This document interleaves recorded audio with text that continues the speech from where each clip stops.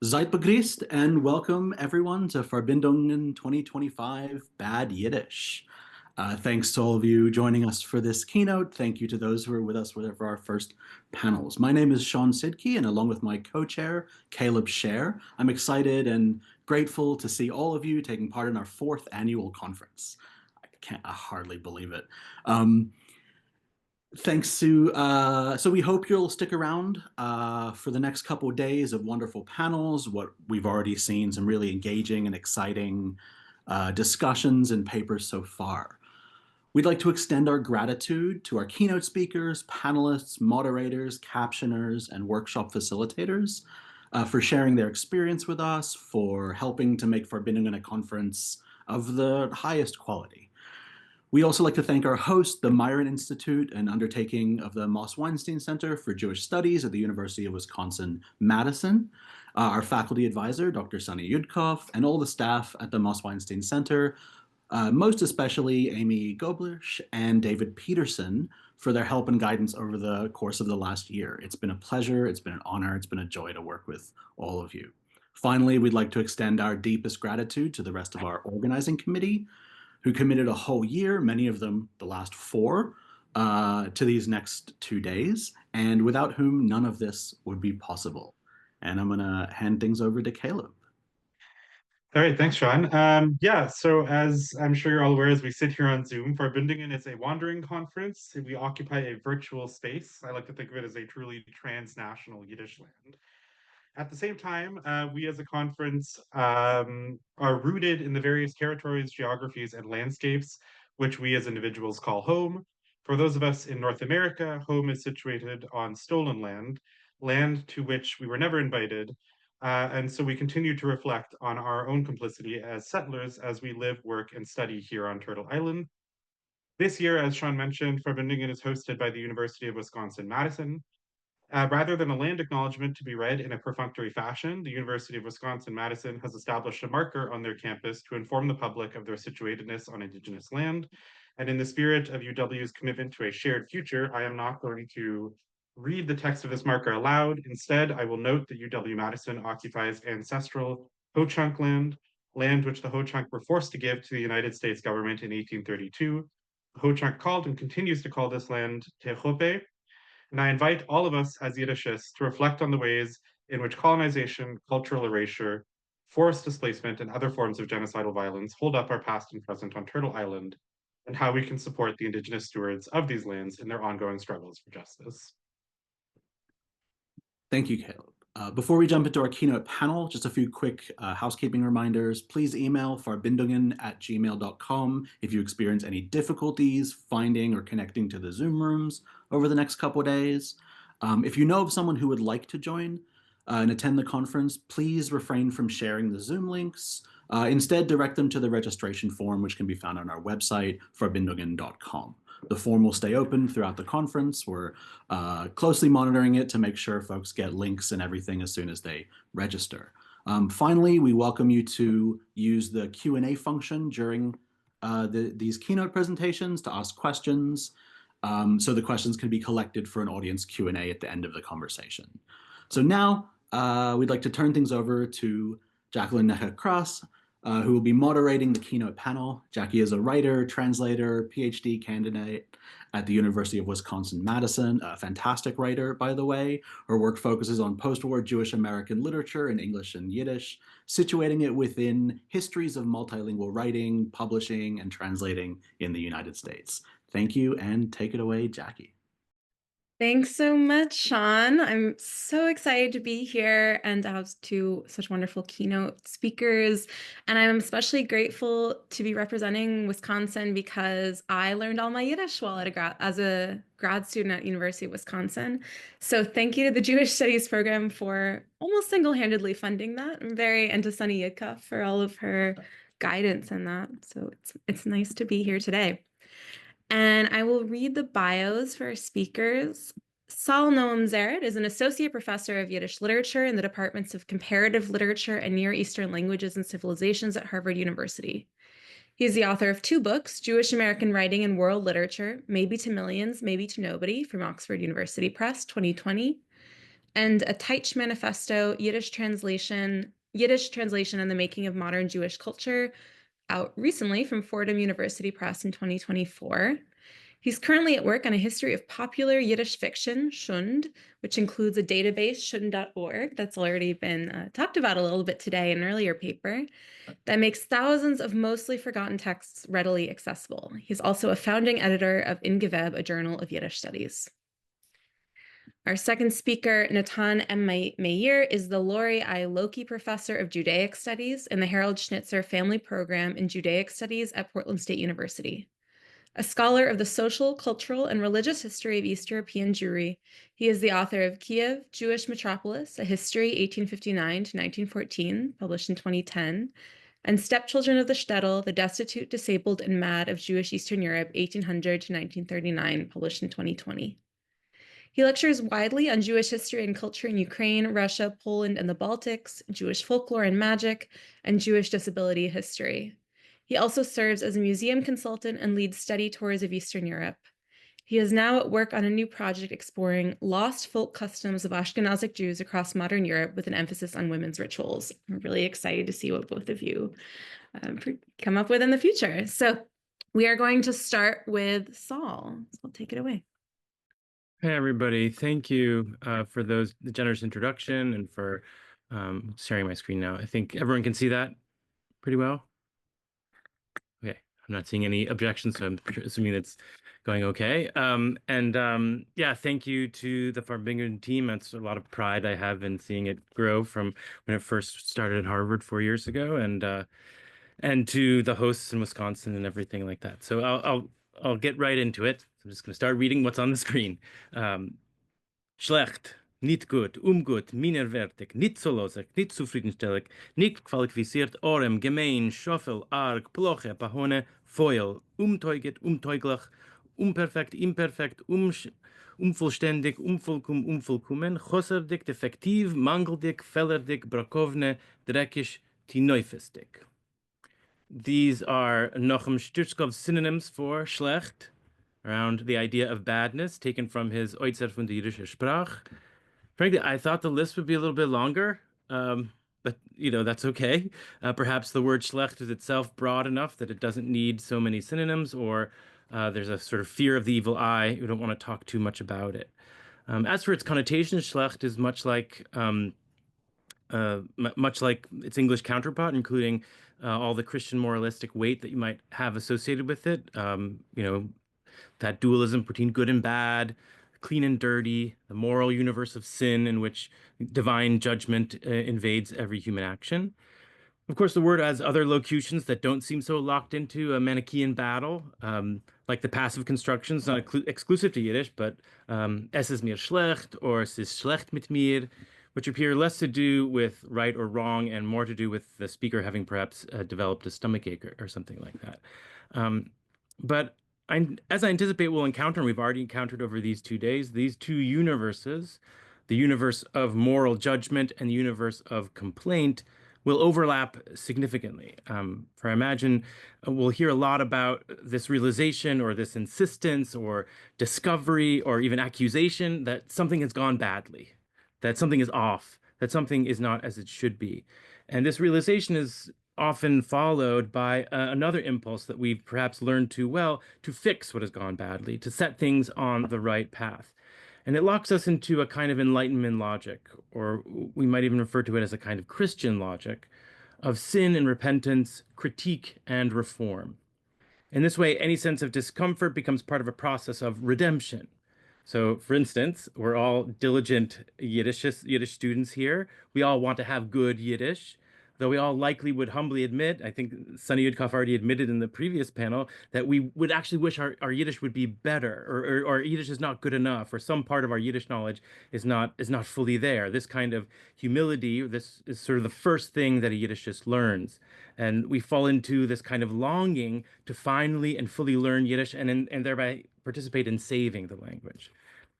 What I want to suggest, and following what I've called elsewhere the conditions of Teich or the logic of Shund, is a shift in our consideration of Yiddish that can allow us to short circuit this teleological process, this redemptive impulse, and allow us to approach different horizons and narratives outside of a narrow normative path. We must not let our analysis be controlled by terms of critique established by the cultural modes in the 19th century. Instead, we should allow for something like bad Yiddish to move us in multiple directions. This also means we should avoid transvaluing the bad as a replacement for the good, or championing the complaint "Es ist schlecht mit mir" as a new collective slogan. Rather, what I want to suggest today is that bad Yiddish is another way to begin opening up Yiddish to its uncertainty and its multidirectionality. So to approach this, I'll be looking at a few examples of bad Yiddish. The first will be an author's note by the writer Shomer, outlining a theory of Yiddish pleasure. Then we'll take a quick glance at Shalom Aleicham's campaign against Shomer and what he determined to be bad about Shomer's writing. And then we'll fast forward to a 1922 novel by the newspaper writer Sarah B. Smith and what kind of cultural mobility her bad writing allows. So we're just going to jump right into it. Shomer, also known as Noam Meir Shaikevich, opened his 1886 novella Ein Mann mit drei Weiber, One Man with Three Wives, with the following author's note. In these terrible times, in heutige schlechte Zeiten, when everyone goes around all full of worry and woe, it is simply a lifesaver to have the chance to drive one's concerns out of one's mind. So I anticipate that those who encounter this little story will thank me as they read it. They will forget their worries while having a good laugh. The plot of this little tale belongs to the famed French writer Scribe. I read this work once and laughed so much that I wanted to share that pleasure with the Yiddish reader. I don't have the original, that is, Scribe's work, in front of me now. I simply wrote this all from memory, and naturally it came out entirely different. I admit this all now so that, should the reader end up not liking the work, he should direct his anger at me and not at Scribe. Signed, the writer.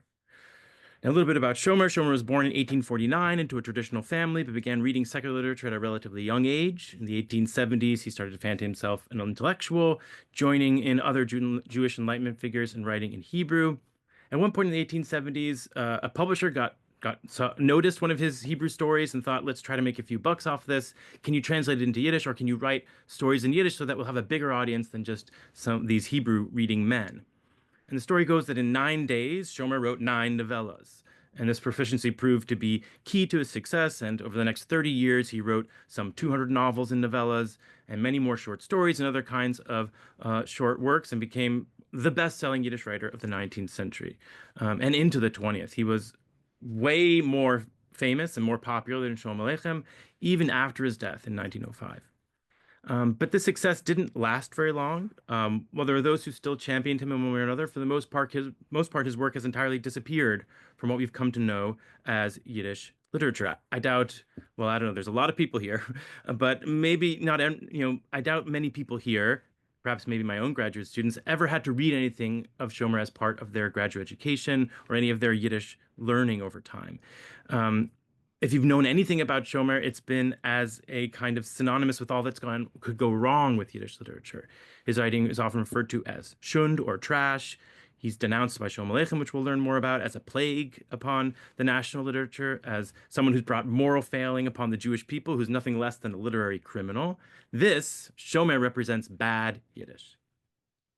But it's worth our noting already here in this note, that before many of the campaigns had been launched against him, before there was even much of a thing of Yiddish literature to be defended and protected against his clearly nefarious plans, it's worth noting that Shomer has an unconventional notion about what it means to write in Yiddish.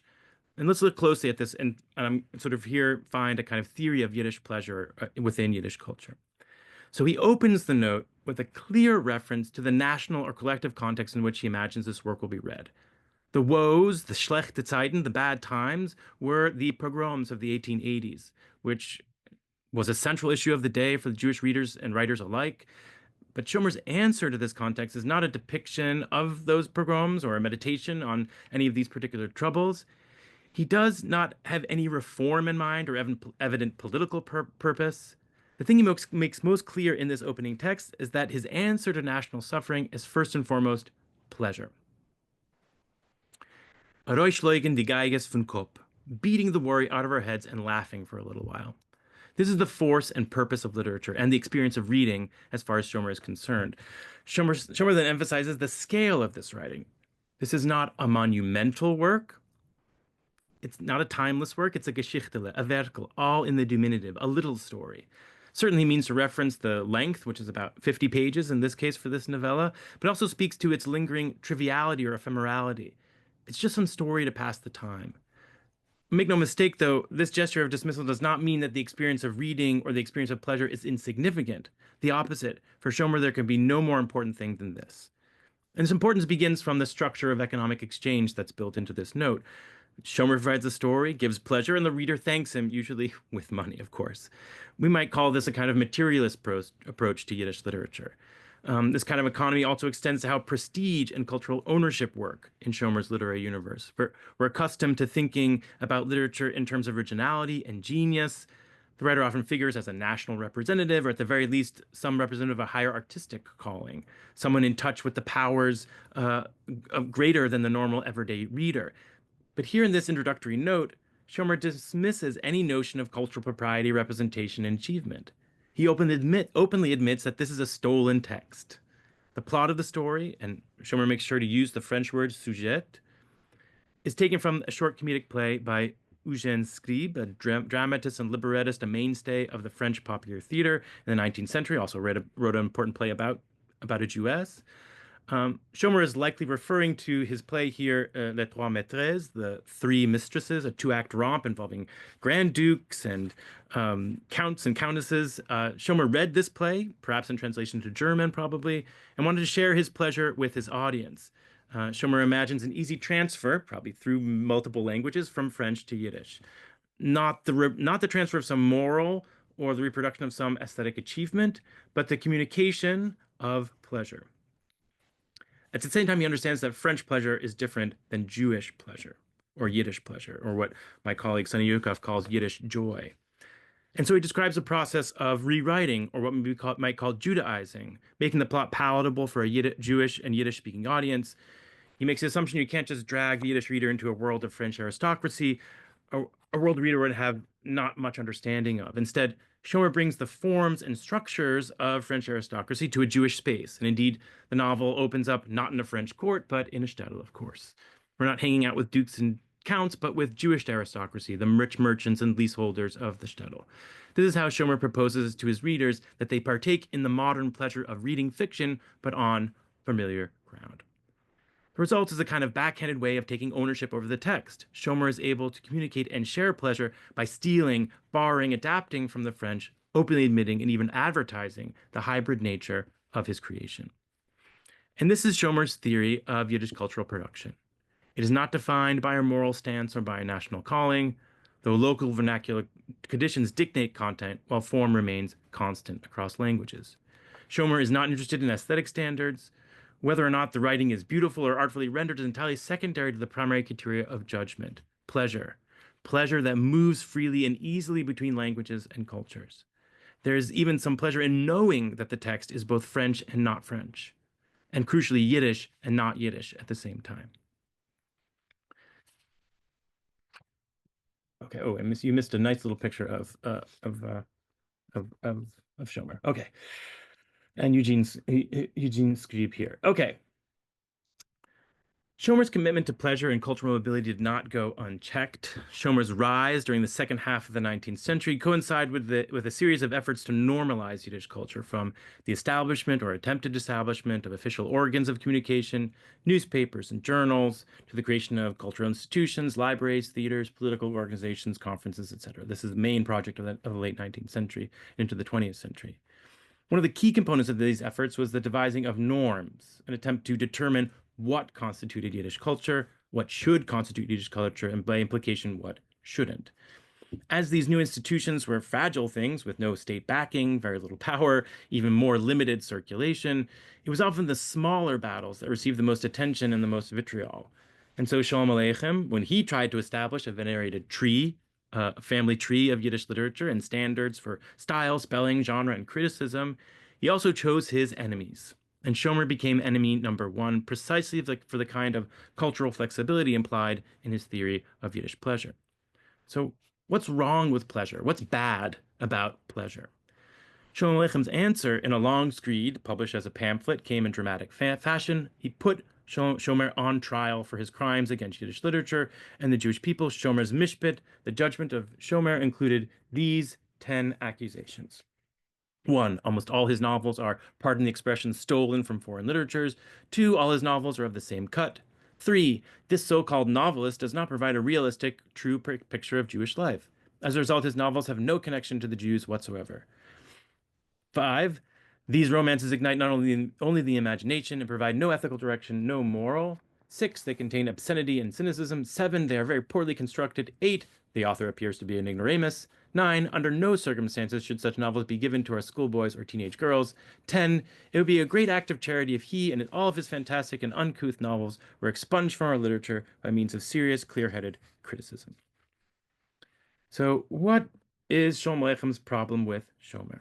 The pleasurable mode, the cross-cultural mode, the easy exchange between French and Yiddish, these are deemed to be a betrayal of Yiddish culture, of national propriety. Shlomo Aleichem deems it immoral. Shlomo Aleichem is here attempting to create norms for Yiddish and Jewish culture that disdain cultural hybridity, including the pleasure that might come with such uncertainty. This in some sense has nothing to do with Shomer, and the scholar Sophie Grace Pollock has shown how each of these points can be disproven in one way or another. It's more an attempt to ask certain fundamental questions. Does literature need to have ethical direction? Does it always need to be original? Must Yiddish literature always be about the Jews? If we follow Shomer's line of thinking, the answer to these questions is no. Pleasure can often, if not always, take precedence over ideological utility. Shomer's work can gesture toward all these demands while also pointing toward things that don't seem to have anything to do with the Jews or nationalism or morality. A gesture that actually meets his readers where they are, in their own cultural placelessness. This is why Shlomo Aleicham's first accusation about Shomer stealing from foreign literatures, this is why Shlomo Aleicham's first accusation is about stealing foreign literatures. Shlomo Aleichem wants Yiddish novels to be created out of and within some kind of national atmosphere, for these novels to be native to Yiddishland, as it were. What would this mean? How is such a novel possible? The novel genre in and of itself is an invention of Western modernity, a genre with a complex and fractured genealogy emerging out of Western forms of storytelling, the encounter with modernity, the development of mass audiences, and much else besides. What would a Jewish or Yiddish novel look like? This is not necessarily an interesting question for me or for Shomer, because it assumes that such a thing is possible, such a thing is even preferable, that a novel could be named as fundamentally Jewish in some way. This assumes a cultural structure in which each literary actor must represent, in part or wholly, a particular national community, and that their writing, even in hybrid or fractured forms, must be measured against its collective commitments. The consequences of such an assumption can be very limiting for scholarship, trying to understand the multiple and often conflicting ways in which a text might function, all the places it might move. Amazingly, this notion remains dominant in contemporary scholarship and criticism. To shift gears for a moment, I don't mean this as an accusation, it's just sort of a way to reflect on things that are taking place. Take, for example, the recent and much lauded rise in translation from Yiddish into English. This has been an amazing development, in particular for the large number of women writers that have emerged from this collective effort. Even so, the kinds of literature that get translated and how that writing is framed still adheres to Shlomo Aleicham's model, to these 10 commandments, as it were. These new translations, which I support and participate in, actually, are often understood within a concept of national representation, within sanctioned modes of Yiddish modernism and its periodizations. Often, the works chosen address familiar topics and themes, from Holocaust memoir to lyrical poetry, from reevaluations of the shtetl to scenes of urban immigrant life or post-war Jewish life. And even if these works deviate in some ways from such expectations, they're usually still compared to other paradigmatic works. This leads to the assumption that the goal of translation is to expand Yiddish literature. It is this, paradoxically, it's this gesture of expansion that I find limiting. These translations and how they are framed often do tell us something new, but they in the end tell us something new about something we feel we already know.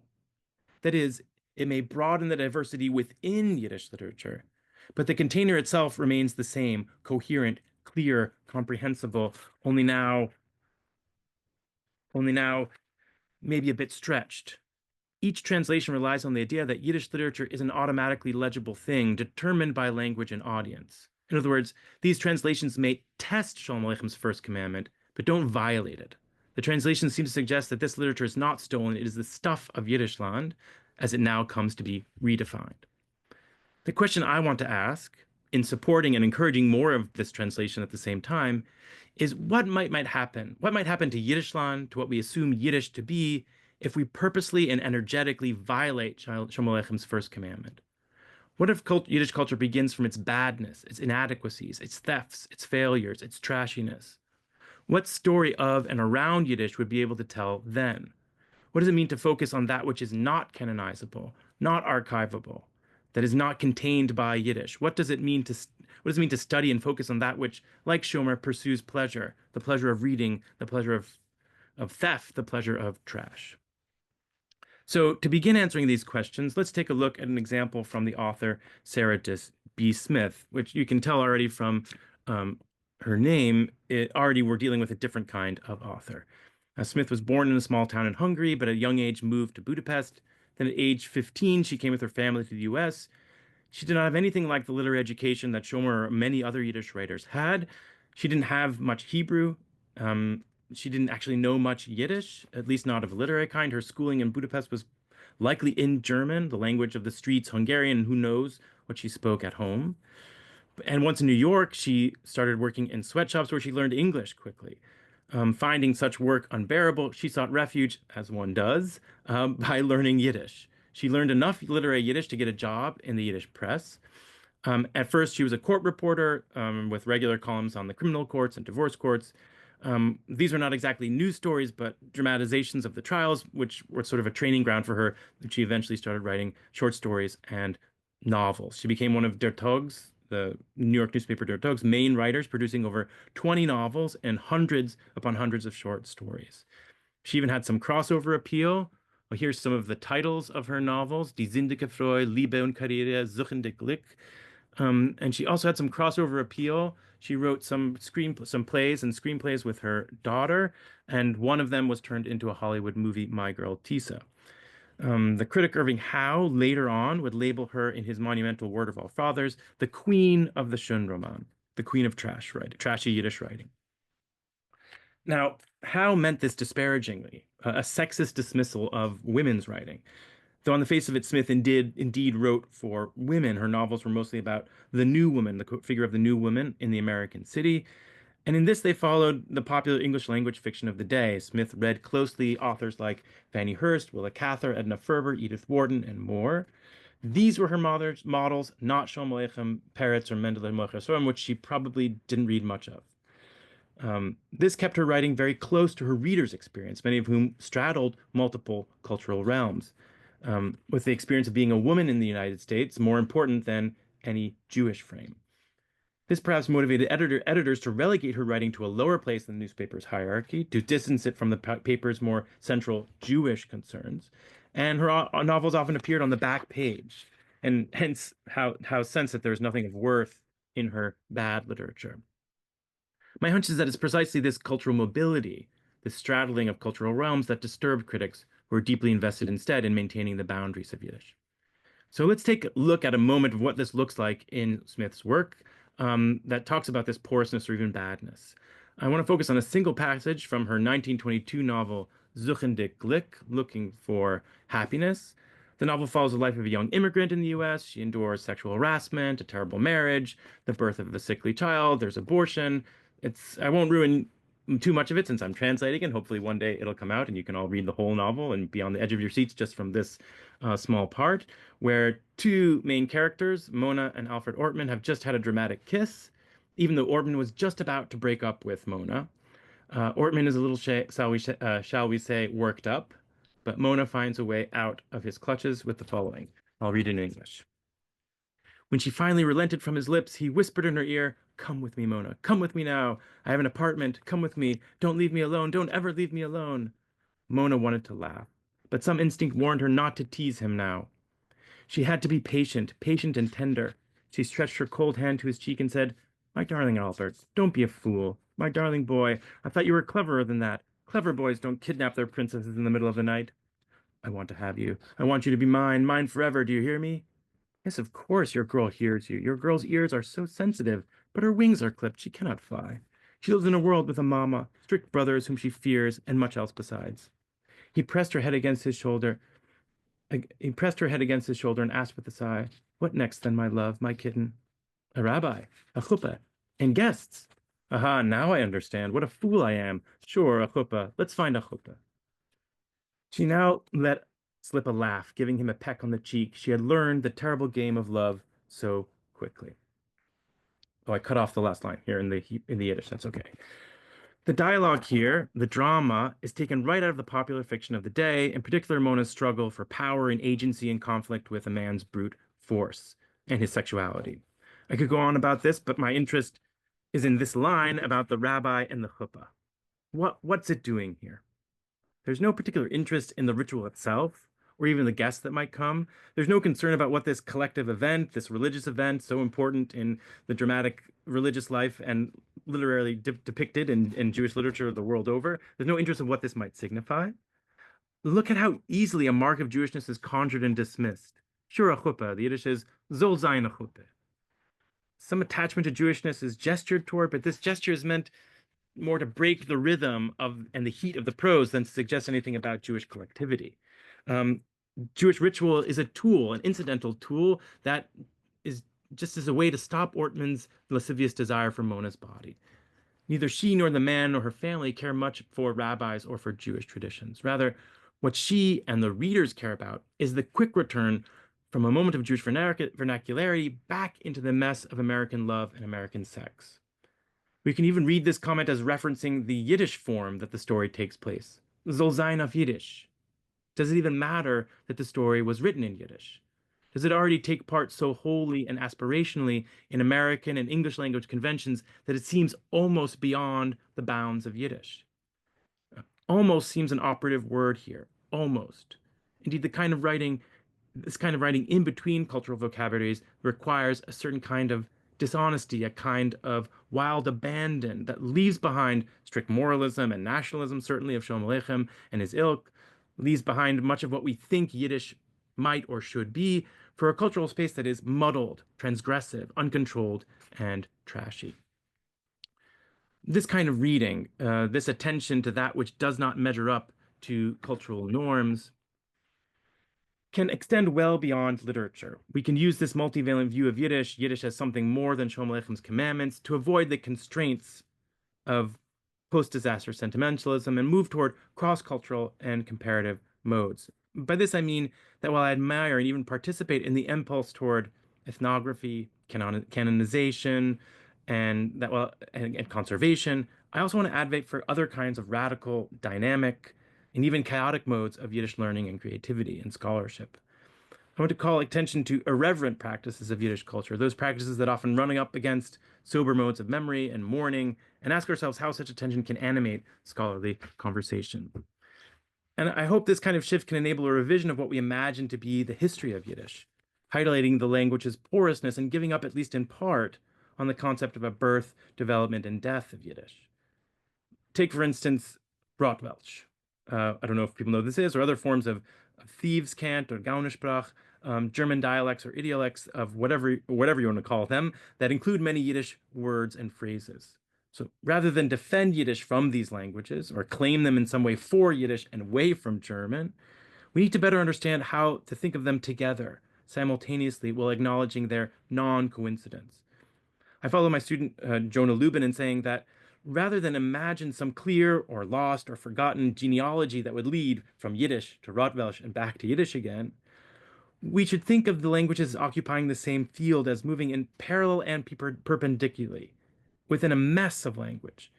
In this way, Yiddish is a disdained bad language, a language of the misfits and the thieves, a language that supposedly undermines the proper boundaries of German and Yiddish, while also allowing us to imagine something else entirely and all at once. Shomer and Sarah B. Smith can be imagined in contrast with Shalom Aleichem, but also as ultimately sharing certain strategies and audiences in keeping with how they occupy the same messy, crowded pages of the Yiddish press. This mode of reading Yiddish itself can also allow us to think differently. Reading Yiddish against itself can allow us to think differently of the present of Yiddish.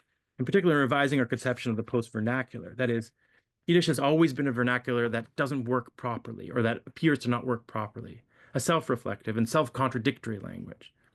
The post-vernacular as a concept often privileges the original, the vernacular, as the source, as the authentic native past of Yiddishland, while deeming even those celebrated deviations as just that, deviations.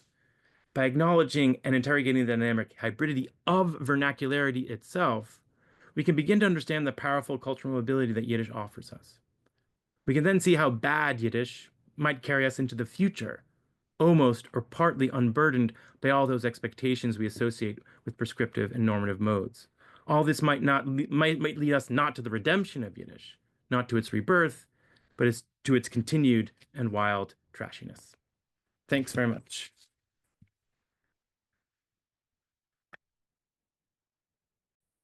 Thank you so much, Saul. And we are going to continue to Natan's paper. And please, if you do have questions or comments, you can start adding them to the chat and we will read out anything at the end. Thanks so much.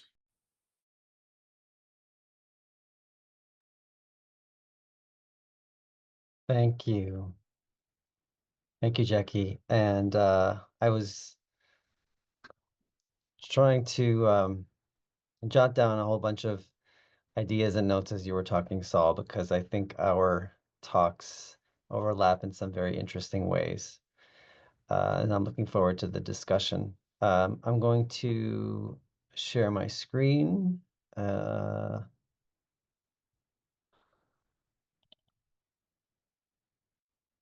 see if I can go back to the beginning here.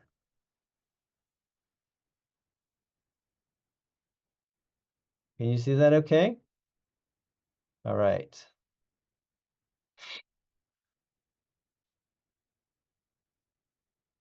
It's chilly in my office today. I guess they don't turn the heat on on the weekends, so that's why I have a scarf around my neck. I don't usually wear a scarf to give talks. So thank you so much to the organizers of the conference for inviting me. It's really a pleasure to be here. It forced me to think about my work, my past work, my current work in new ways, and I'm really excited about that. The new work that I'm talking about, it's all very, very preliminary, so I'll just say that as a caveat.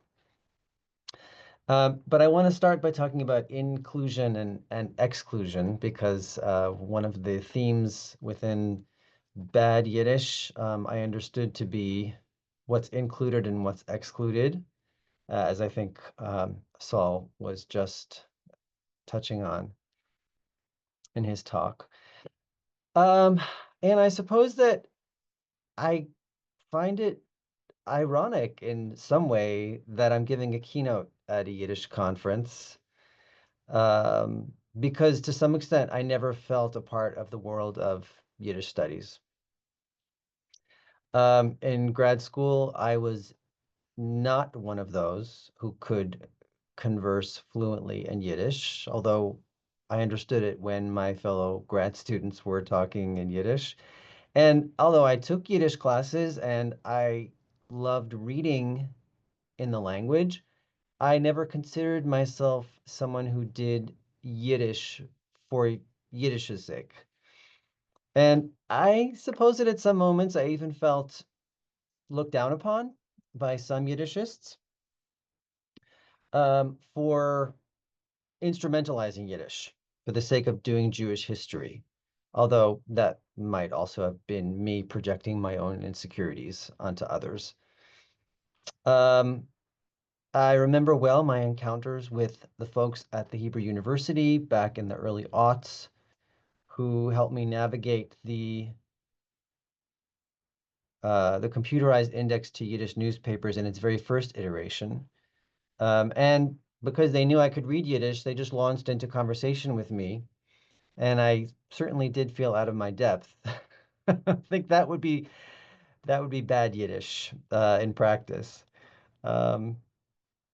So I suppose at times I felt a bit of a fraud in that area, but I've long since learned that in academic gatherings, I'm far from the only one in the room with imposter syndrome. So that's by way of introduction, perhaps explanation or even justification, because not everything I'm going to talk about today is specifically about Yiddish, because I'm mostly concerned with the larger sociocultural context in which Yiddish lived.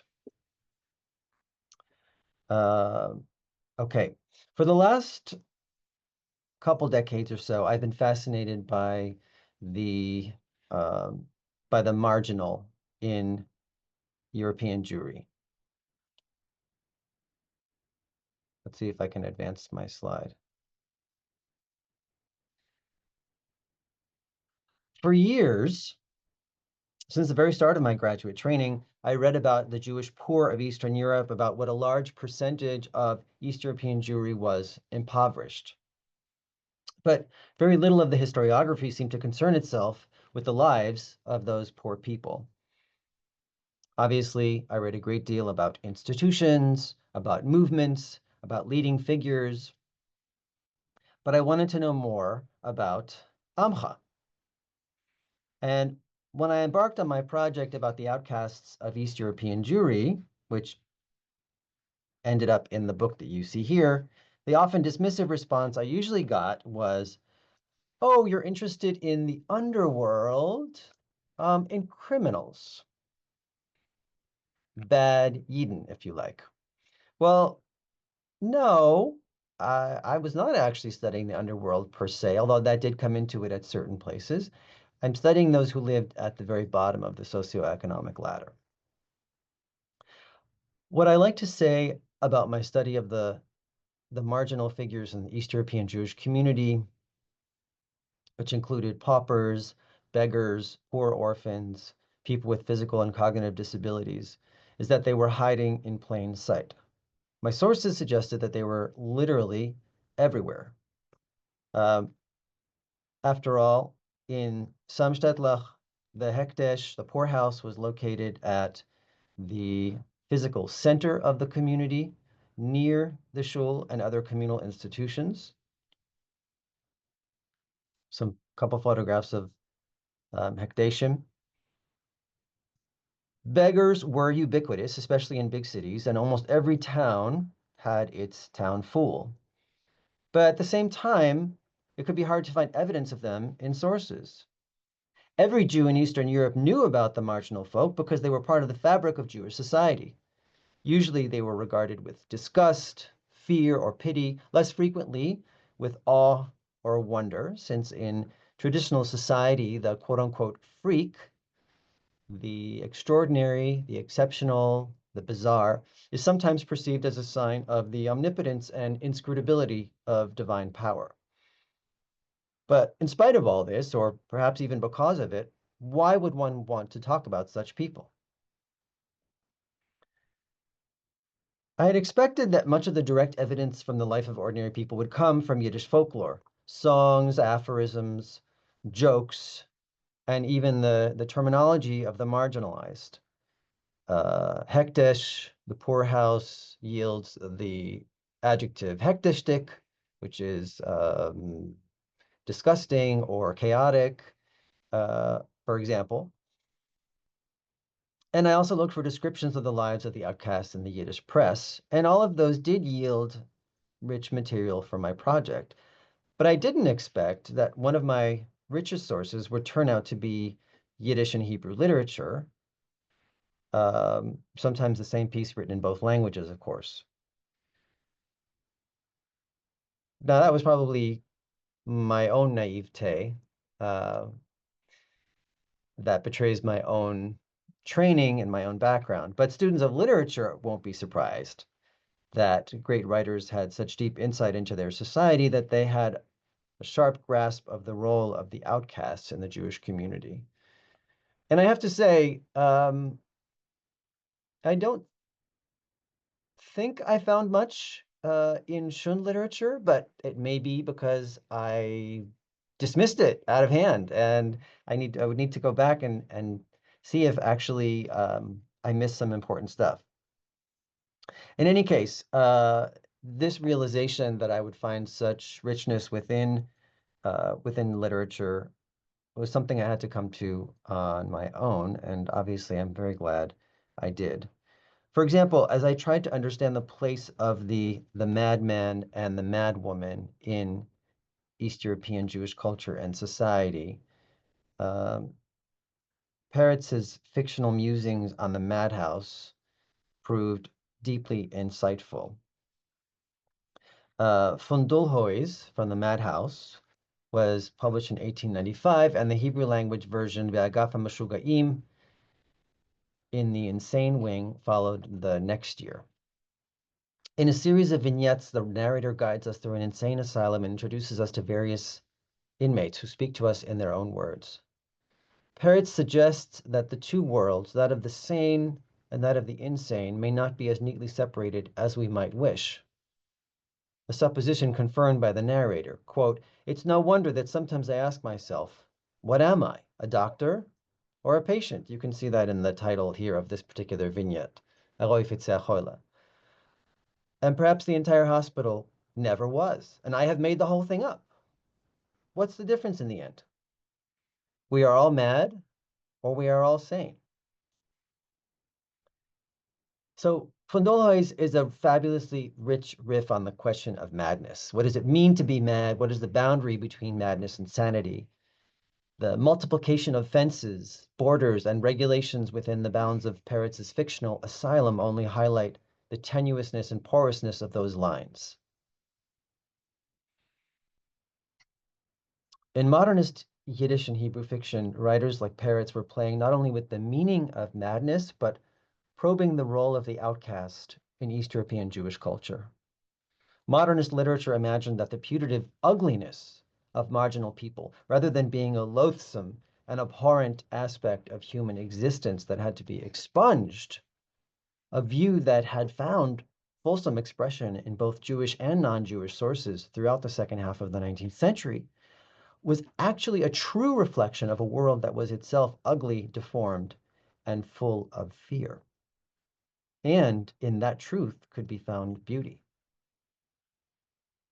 In parallel fashion, Yiddish folklorists active in the early 20th century now valorized the marginal type as a repository of communal and national memory.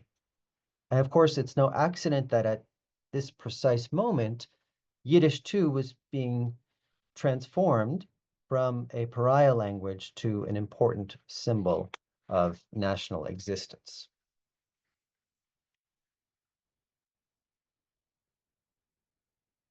My fascination with workaday Jews is the through line to my new project, a study of vernacular religion that explores the persistence of Jewish folk traditions, magical practices, and local customs in the lives of ordinary Jews across Europe, with particular attention to gender and the body.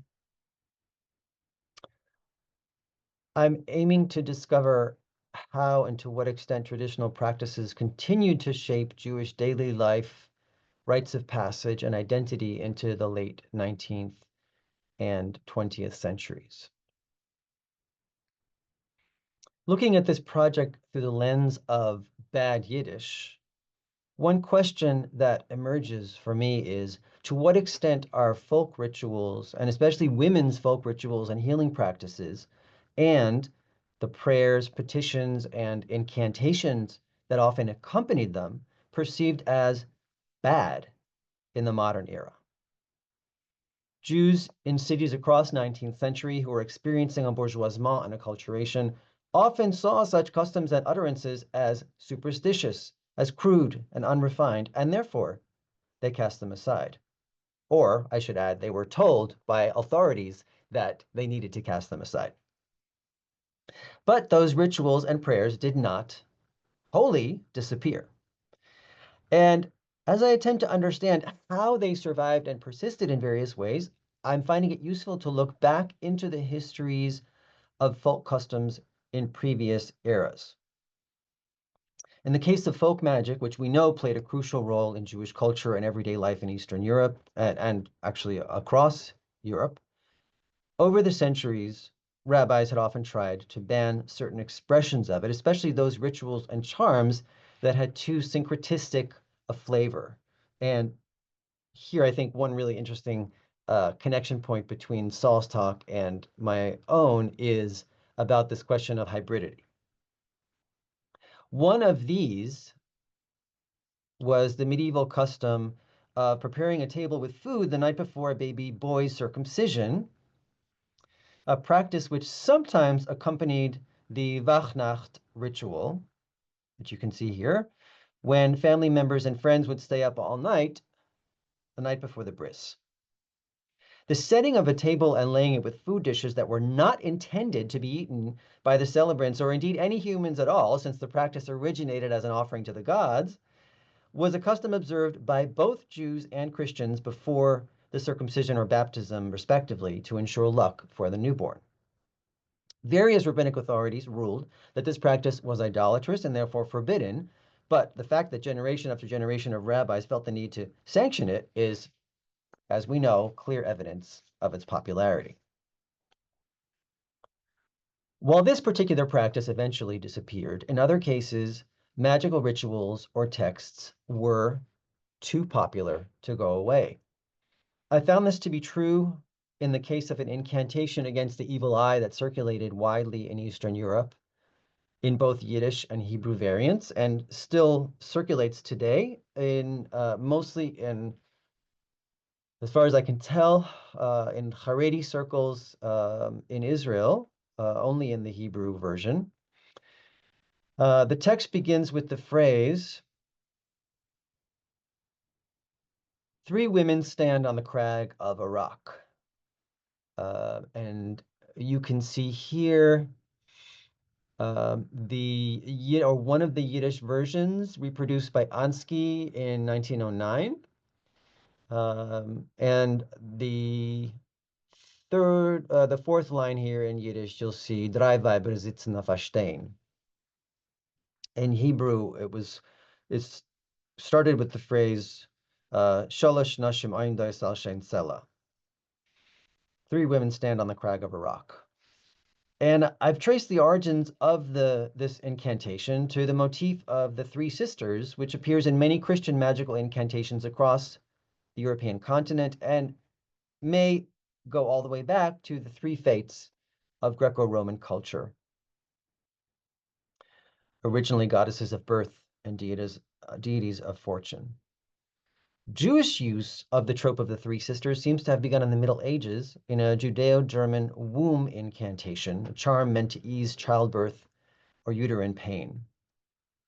The three sisters motif seems also to have been linked to the complex of medieval magical practice around childbirth and early infancy intended to appease spirits who might harm or kidnap a newborn, including the ritual of preparing a table for the three sisters or similar spirits after the birth of the child, which I referred to a few minutes ago.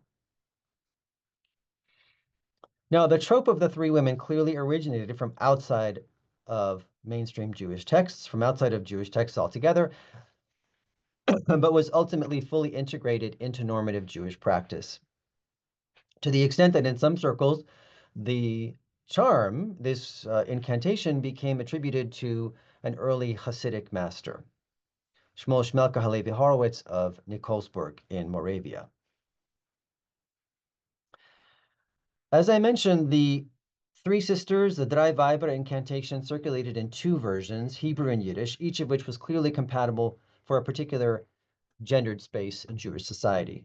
The Hebrew charm is usually replete with biblical verses and used by Balei Shem, always men, while the Yiddish version, which sometimes replaced the biblical verses with rhymes borrowed from Slavic charms, was used by female healers and spellcasters, Opsprecherkes. The Yiddish incantation sometimes also included information on performative practices that were supposed to attend the charm, such as spitting and yawning, which presumably were actions performed by the women spellcasters, but probably not by the male Balei Shem.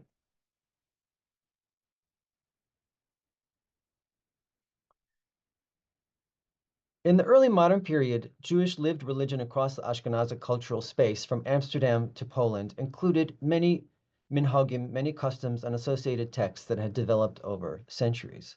But with the advent of modernity, acculturating Jews increasingly viewed such customs as superstitions and not in line with an enlightened and decorous Judaism.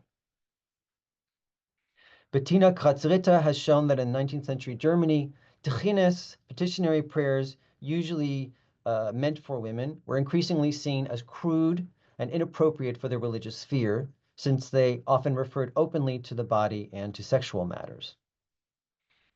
No less off-putting to modern Jews was the fact that those Techines were written in Yiddish, a language now seen as a loathsome jargon redolent of a Jewish foreignness that gave the lie to the new Jewish sentiment or aspiration of belonging, and therefore needed to be jettisoned.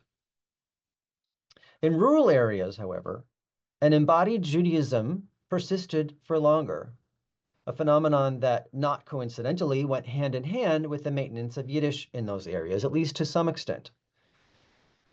As Stephen Lowenstein wrote about the Language and Culture Atlas of Ashkenazic Jewry, quote, "Our work has shown that the extent of linguistic and cultural assimilation among German-speaking Jews has been overestimated. Not only can many facts about Jewish speech in German-speaking areas still be collected, but regional patterns can still be differentiated sharply enough to be readily recognizable on maps," end quote. That was written in the 70s, I believe. As we know, in many cases, rituals and incantations were considered to exist in the province of women and therefore had strong connections to Yiddish. The obvious example is Techines, which were written primarily in Yiddish and could accompany either normative mitzvahs, commandments, or folk customs attached to a specific region or locale. Another of these is the ritual of the cholera wedding, the magical ritual to stop an epidemic that I wrote about in Stepchildren of the Shtetl. Descriptions of the cholera wedding often claim that women, presumably the ritual experts of the town, were among the primary organizers of the ritual. There is a difference I should point out here, which is that the cholera wedding, as far as I can tell, was not an old ritual that extended back into the early modern period. In fact, the earliest manifestations of it appeared in the early 19th century. So it seems to have been actually a product of modernity in a certain sense, as opposed to a lot of the other customs that I've been investigating in this project, which do have very, very hoary roots going back centuries. So at this stage in my research, and I mentioned earlier that I'm at a preliminary stage, I'm exploring customs of West European Jews that exhibit similar thematic linkages to gender, the body, and the Yiddish language. These include customs related to childbirth, such as amulets for the parturient's bedroom in 1850s Germany, which was a superstition, a quote-unquote superstition that Reform rabbis attempted to do away with. The Kreismesser or Krassmesser, which was a knife used to protect the new mother from demons, often by drawing a circle around her bed or around her head. And this is because metal or steel were seen as effective against demons and witches. And all of these that I'm mentioning, we have evidence for in Western Europe, somewhere in Western Europe, in the late 19th or early 20th century. In a certain village in Württemberg called Jebenhausen, the fireplace was stopped up in the house of the new mother, even in the coldest winter, in order to block the path for fiends and demons to enter the house. There is also the custom of Miriamwasser. And I'd be curious also to know if in the chat, if people feel like noting if they've heard of any of these, because this is part of what I'm trying to determine is whether knowledge of any of these customs has persisted to our day. Although obviously this crowd may know them a bit better than some others might. So the Miriamwasser custom was to fetch water from the well on Motzei Shabbos, on Saturday night, to protect from ill health and bad luck. According to a rabbinic legend, during the Israelites' 40-year trek through the wilderness, a well followed them and sustained them with fresh water. And this was Miriam's well, identified in some sources with the water source that was created when Moses struck the rock in Exodus 17. It had great power in the rabbinic imagination, and in fact, it was considered one of the 10 items created on the very eve of the first Sabbath. And there was also a tradition associating Miriam's well with magical healing. Sefer HaOra, a medieval work attributed to the 11th century commentator Rashi, Shlomo ben Yitzchak, recounted a tale according to which the waters of Miriam's well magically surge in arbitrary fashion into all the springs and wells in the world at the close of the Sabbath. So if one drew water at that time, one might be lucky enough to dip into the magical waters of the well, which heal maladies of the skin instantaneously. Other customs have to do with death and funeral rites. One of these is called Mechila Praya or Mechila Braya, depending on where we are in Western Europe. And that's asking forgiveness of the deceased. Now, this idea, this notion that one has to ask forgiveness of the deceased is prevalent in normative Judaism in the rites of the Chevra Kadisha, the burial society. And that's something that those people, while purifying the body, normally do as part of the practice. But this was different as far as I can tell. And this was actually the family members of the deceased at some point in the funeral process would touch the feet of the deceased, in some cases putting socks on the feet of the corpse. I've seen various references to this. This is a painting by the Swiss Jewish painter Alice Guggenheim, as you can see, from 1950, who was familiar with this custom. And this one is particularly fascinating to me, and I'm obviously still investigating it. In Mainz, both men and women apparently wore tachrichim, funeral shrouds, during their lifetimes, not only on Yom Kippur. And I have one quote from a source about women's garments along these lines.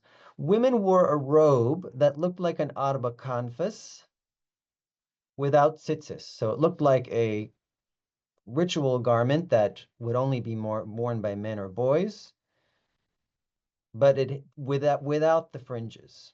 It was white with black silk ribbons sewn in rows on the top. Fascinating that that women wore essentially a ritual garment that looked like a garment that would be worn only by men. And the custom which probably is the most likely to be recognized here in our audience today, or to be heard of, that's the holokresh or holokrash or holokrash, the naming custom that gave the baby its, let's say, secular name or name to be used in everyday life, that dates back to the Middle Ages, that was practiced in Provence, Alsace, Holland, southern Western Germany, and Switzerland, and still practiced in some communities. And as was the case with many popular customs, such as the Wachnacht, which we mentioned earlier, it was eventually integrated into normative Judaism by giving it liturgical valence and, significantly, male celebrants. And I think we can see already evidence of that here. There's an illustration of the custom, but it's accompanied by certain verses that would be, or certain prayers that would be recited by a chazan, by a cantor, or a male celebrant who would be present at the ritual, which was normally carried out in the home. In Provence, for example, one description has the following, quote, "The godmother laid the infant in the cradle as the godfather stood nearby with a Bible in his hands, open to the 10 Commandments. The chazan recited prayers for the well-being of the child." Note here in this description that the Bible is not actually being read, serving as something of a talisman. It's being held open to the 10 Commandments, but it's not being read. And it's also, I think, noteworthy that in the 19th century, when scholars began to point out the origins of the cry that the centerpiece of this ritual is when the children hold up the cradle, they raise it in the air 3 times, and they cry out, "Hola, hola, hola, what shall this child be named?" And the scholars said, well, this hola is obviously the medieval pagan goddess. And at that point, in response, there were rabbis who advanced the counter-argument that the origins of the name was entirely different, that it came from the French phrase, "o la crèche," or raise the crib, and there were other alternative explanations as well. So the custom itself needed to be tweaked to make it acceptable, and then the Yiddish term had to be reimagined in order for it to be acceptable too. So, as I've mentioned, I have a lot more work to do to explore these customs. I hope also to move on to Central European Jewish minhagim, the customs of Austrian, Bohemian, Moravian, and Hungarian Jews, and eventually return to Eastern Europe. Ultimately, I hope to discover remnants of vanished customs in contemporary Jewish communities. I'm convinced that like groundwater that lies unseen below the surface, there is a reservoir of minhag, of custom in the Ashkenazic subconscious that people have been drawing on since the advent of modernity. And I'm excited to explore the role that this reservoir has been playing over the past 2 centuries. Thank you.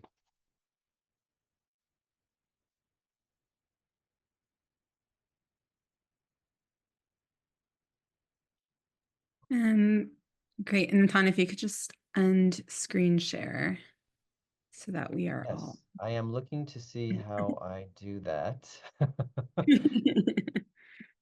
because my Zoom seems to be telling me that it's okay. Is it Great. stopped now?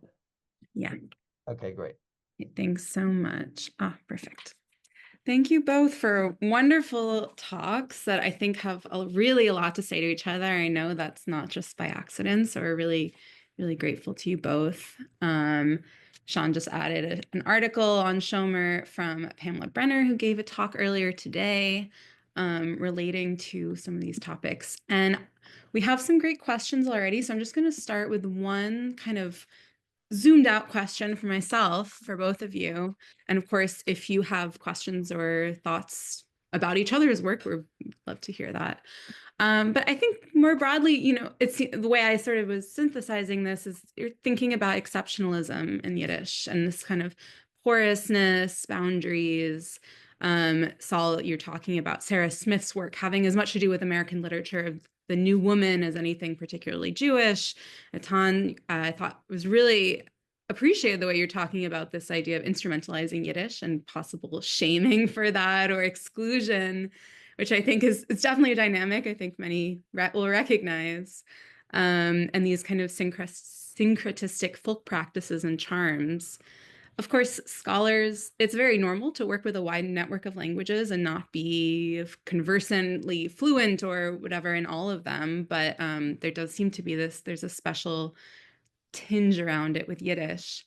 And I wondered, so if you could talk a little bit about, is there fear perhaps of taking away the exceptionalism of Yiddish, that no one will look at these texts, that people don't have these languages in American studies or in Eastern European history? And is there some way that we're indebted or wedded to that exceptionalism? This is a great question. I like the notion you just mentioned at the end that there's some sort of wanting to cling to Yiddish exceptionalism as a way to preserve a kind of separateness from other, academic or scholarly, constructions or fields or spaces. there's a sort of push and pull, certainly if we do sort of history of Yiddish studies between a kind of, or Jewish studies for that matter, kind of apologetics, a sense of like wanting to be part of the greater European or Christian notion of the university. On the other hand, wanting to preserve or create a kind of Jewish space in parallel to certain forms of Jewish nationalism.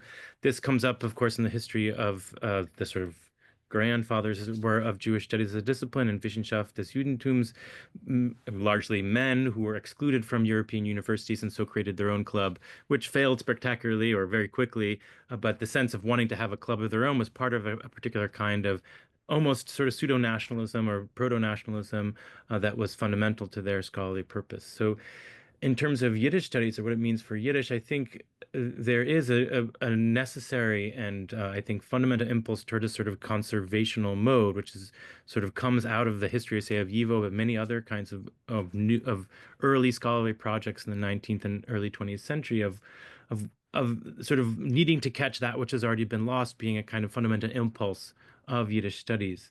And so to think that would then be shared with another group of scholars, that are scholars that have never been interested in Jews or have certain persecute or ignoring Jews on purpose or dismissing their scholarship on purpose meant that we need to create we as it were need to create our own institution. We need our own institute.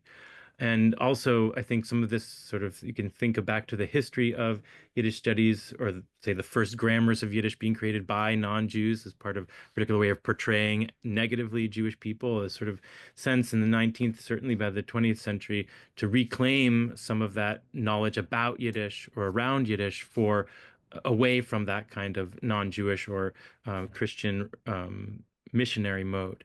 So, that is sort of hard to work out or unlearn in some way as part of Yiddish studies. I don't think, and some of those impulses are really great and been inspired enormous institutional growth and the capture of all these different kinds of materials, but that in some ways pulling back from that hold can allow different forms or different modes or different motivations for scholarship, and certainly different kinds of conversations with other disciplines, other kinds of scholars to take place.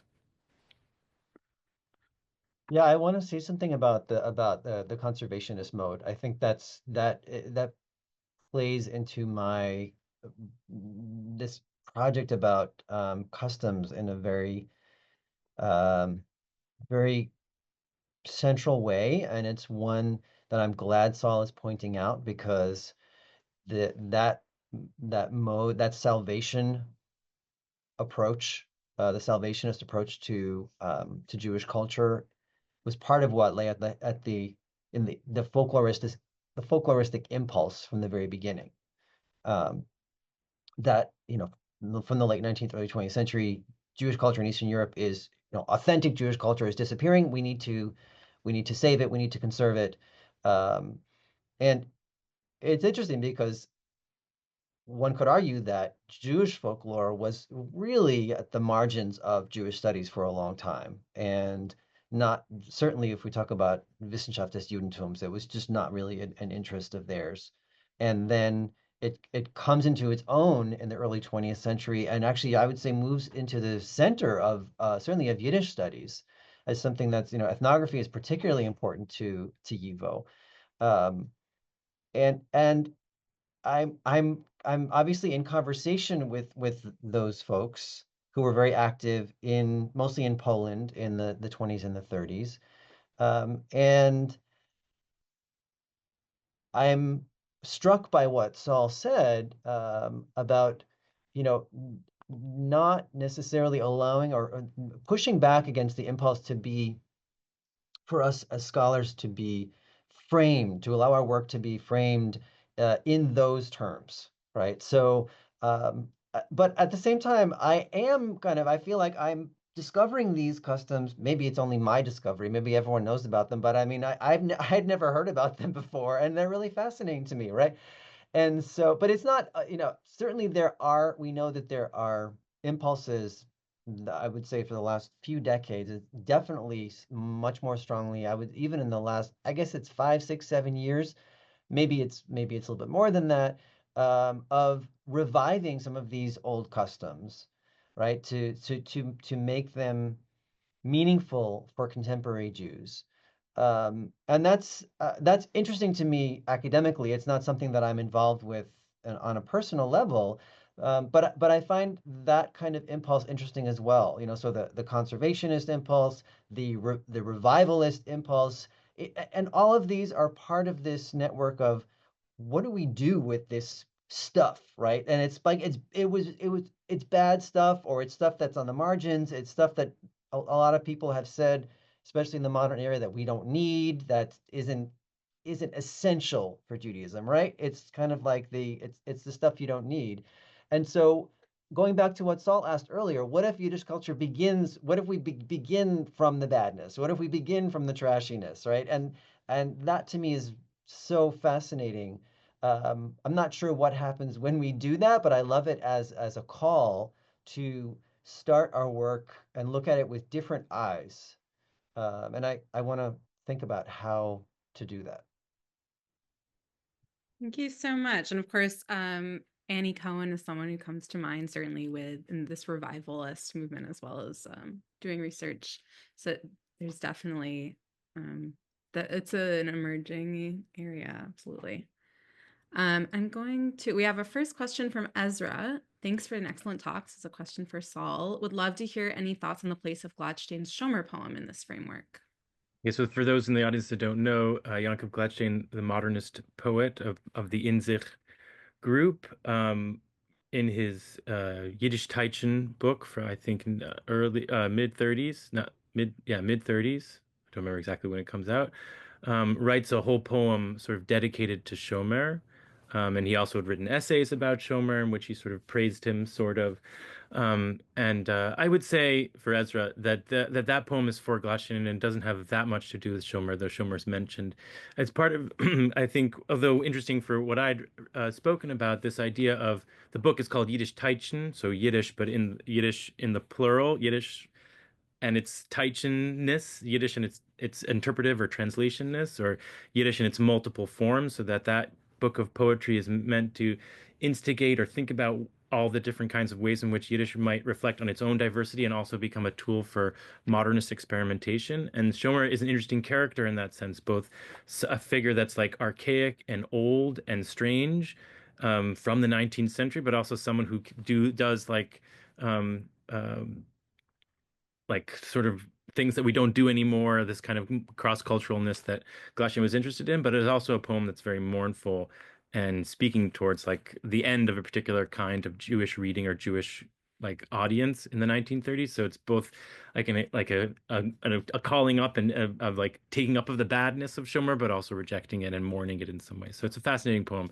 I encourage everyone to look at it. I don't know where there's a translation of it, but it's a great poem. For those that can access it. It's both in the Yiddish-Teitschen book, but also in the Fun mein ganzer Mi book, this one here, for those who have it. Yeah. And I'm going to switch to a question for Natan, and then probably won't be able to get to everything, but we'll try to as much as we can. Judy asks, were any of these folk rituals imported to America, or were they extinguished fairly quickly by Americanization? Yeah, thank you for asking that question. I've actually been, for the past few weeks, I've been much more on the American side for a number of different reasons. I didn't talk about that today. And I had a long conversation with Jonathan Sarna, the scholar of American Jewish history and American Judaism a few weeks ago, where he suggested to me that that it may be that in some sense, all of American Judaism is what we might call folk Judaism, or you know, deeply informed by folk Judaism. So that's something that I want to explore at greater length. As far as the specific question about kind of these particular customs, there's evidence that they were, or that some of them were. Certainly in the dense immigrant communities, like in New York City, there is kind of sparse evidence that there were quote unquote superstitions that were brought over that apparently for the most part did not get passed down to the next generation. But in some cases they may have, and I've spoken kind of to local people here in Portland anecdotally who said that they did receive various forms of magic from their grandmother, for example. So that's something that I'm very interested in exploring further. I'm not a sociologist or an ethnographer, so I'm not quite sure how to do that. I think I might need to partner with someone, but I led a session at the Limud Jewish Learning Festival in the UK about a year ago, and I asked people to bring their kind of customs and folk practices with them, and it was just overwhelming. People were just, and it was mostly women who were volunteering these things. So that's a piece of it that I'm very, very intrigued by, and I need to figure out how to get to. So thanks for that question. Yeah, that's fascinating. And I think if we had more time, I'd ask you about Books of Jacob, but I think that also introduces the Olga Tokarczuk's novel, some Jewish folk things that are maybe not mainstream knowledge among American Jews, like amulets and things. We have a long question from Mindel that I'm going to summarize, who says she is basically contractually obligated to ask a question on behalf of these translations, so we must do. I said the thing in my talk so that Mindel would ask this question. All to plan. And so essentially asking you to engage with Alison Schachter's argument in Women Writing Jewish Modernity, talking about women writers who've been marginalized and forgotten and how that is changing Yiddish canon. So it's a fantastic book. I encourage everyone to read it. But I guess my argument even begins just from the title of her book, right? What is this thing, Jewish modernity, and how do we talk about it? And so in her book, she gathers these writers together in Yiddish and Hebrew and constructs from them, and rightly so, a kind of aesthetics that they share, or a project that they share, a kind of modernism, a Jewish modernism that's named as Jewish and participates in a particular kind of collective building between each other, whether knowingly or not. And I just think, for me, what if we begin with the idea that we don't have to call it Jewish modernism? Right, so that, okay, there is Jewish modernism and there are projects like that and movements and collectivity building, and that's great, but there's also things that just don't cohere and don't land in something, or can't be made to make sense within Jewish modernity as such, whatever that might mean, that actually that may be written in Jewish language for Jewish audiences and include certain kinds of Jewish vocabularies that are untranslatable, say, but in the end are hard to square within a particular project. And I think there is lots of, I will exaggerate it on purpose for the sake of pushing the idea, but certainly there are translation projects that do push the envelope. And I think, Jessica Kurzane's translation of Miriam Karpilov is a great example of like what is this book and how do you market this book, right? So Syracuse University Press has this book and it's Yiddish, so they need to like make it a Jewish book, whereas like the book's actually like in dialogue with certain, popular ideas of free love in the early 20th century. And it's Miriam Karpilov who's writing for a weird kind of audience and has like her own kind of strange literary background. And I'm interested in those kind of books and trying to think about like, how would you market them? So I think in my mind, I've talked to Mitchell about this before, like why is Ferrante so famous? On the one hand, right, it's hyper specific literature about, Naples of a particular era, and like you can dig into the history of it, but actually, like, someone wants to read it, they feel like afterwards, now I know something about femininity or something like that. Or there's like whatever the reading club questions are around those books, whenever it becomes an Oprah book. And I'm sort of asking, like, could a Yiddish translation become an Oprah book club book and not have any question about the Holocaust in it? That what would that look like for there to be something Jewish and popular, but not have those markers? I'm listening right now to, oh God, The Court of Thorn and something. Romanticy came up earlier today. A Court of Thorn and Roses, so that whole series. And it's written by a Jewish woman and has clear like Jewish references, but it's like about fairies. Right. So like that's the sort of question I want to think about. Like, could there be a Yiddish novel about fairies that we wouldn't have to translate it back into some kind of national frame in order to understand it or interpret it? So that's the question. I don't know if it's possible. Maybe it's impossible, the thing that I'm asking for. But right, to those studies that think about Jewish modernity are great and ask great questions about certain forms of collectivity building and aesthetics that are around diasporic collectivities. But right, what about those things that are actually strangely don't fit into even into a diasporic category? So I mean this to celebrate Allison's work and try to think also beyond it at the same time. Thanks, Saul. All right, we have one last great question, and we might go a few minutes over, but we wanted to make sure to get to it. So for Natan, Carolyn asks, I'm curious if you can speak more to how these practices and rituals challenge what you name as normative Judaism. What does it mean to label these rituals as women's ritual, magic, incantations, or superstitions? And how do you envision this project recovering or uplifting these practices in a wider context of Jewish ritual practice? Yes, I think that's a super important question. And in some ways it gets to the heart of what I'm trying to do in this project, and which I may not have done in my talk. So I'm even more grateful for that question, because I think what I should have pointed out is that so let's talk about these Western European rituals, right? These customs. Many of them were tied to a specific place. And if you went back in time and asked the people who lived in that place, what is halacha and what is minhag? What is Jewish law and what is custom? That would have been an illegible question. What do you mean? Like, this is all part of what we do. It's all vital to Jewish life, right? There is no difference. So the fact that later on the modernity and various expressions of the modern age kind of intervened and started to say this part of it is essential and this part of it is not essential, and in fact is superstitious and you don't need it anymore. And I think this is what you're possibly suggesting, that should not dictate how we understand and how we evaluate the role that those practices played. So, and I think that's really important. And so I want to try to I want to be more careful in the future using that term normative Judaism, because normative according to whom, right? And that's really part of what I'm getting at, is where at the same time that I'm trying to understand how modernity came in and made these distinctions, I don't want to let that govern my own analysis of those ways of life, of those ways of seeing the world. For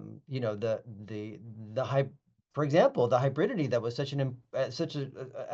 was really at the center of Jewish magical practices that were widely accepted in Jewish communities, both in Eastern Europe and Western Europe.